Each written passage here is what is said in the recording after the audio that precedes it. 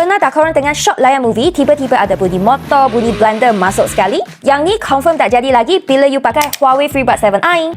Jom kita bedah. Casing dia bentuk bulat sempurna, nampak clean dan juga premium. Warna dia juga menarik, ada black, white dan juga pink. Setiap earbud hanya 5.4 gram saja. Ringan tahap tak rasa pakai. Lagi, HUAWEI bagi 4 sets of ear tips from XX sampai L. So tak kira telinga besar ke kecil ke, semua boleh fit. Confirm selesa dan tak tercabut masa jalan. Bila korang aktif dekat luar, sistem Intelligent Dynamic ANC 4.0, dia akan auto-adjust ikut suasana. Purata boleh redam 28 dB dan maksimum sampai 55 dB. Maksudnya, walaupun korang duduk tepi jalan, korang masih boleh chill layan lagu tanpa gangguan.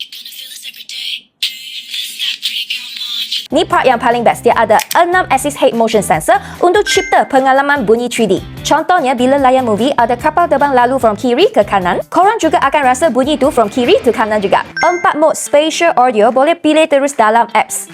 Nak view concert live pun boleh. Seterusnya, HUAWEI letak 6 mic dengan 90 dB noise cancellation untuk core. Dia potong hampir 90% of the bunyi bising. Jadi, bila call, suara korang tetap jelas walaupun dekat pasar malam. Sekali charge, dia boleh tahan sampai 35 jam with casing. Paling win, you charge 10 minit boleh tahan 4 jam playback. Dan dia ada IP54 water resistant, peluh ataupun renyai hujan pun tak jadi hal langsung. Kesimpulannya, HUAWEI FreeBuds 7i ni memang kombinasi antara kualiti, teknologi dan gaya. So, siapa berminat, tekan beg kuning dan order.